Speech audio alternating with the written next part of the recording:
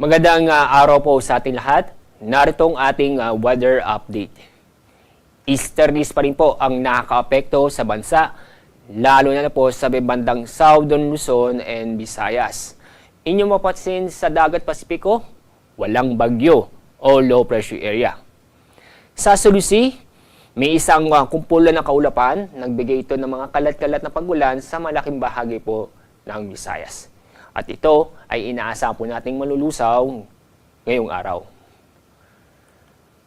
At sa ating lagay na panahon ngayong araw, maganda at maliwalas na panahon, maaraw, bahagyang maulap hanggang sa maulap ang kalangitan. Maliban lang po sa mga isolated na pag-ulan o mga biglaang buhos na ulan, lalo po sa bandang hapon o sa gabi, dulot ng localized thunderstorm. Dako tayo sa Visayas at Mindanao. Maganda at maliwalas sa panahon pa rin ang ating mga ranasan, bahagyang maulap hanggang sa maulap ang kalangitan. Maliban lang po sa mga isolated na pag-ulan, dulot ng localized thunderstorm. Wala tayong gale warning dahil sa nakita namin na banayan hanggang sa katamtaman ang pag-alon sa malaking bahagi po ng ating bansa.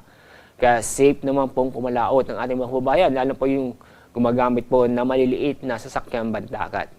Pero paalala po, mag-ingat pa rin tayo dahil sa mga localized thunderstorm sa pagsapit sa hapon o sa gabi. Ang araw po sisikat mamaya pong 5:45 ng umaga. Samantala ang araw lulubog sa ganap na 5:50 ng hapon.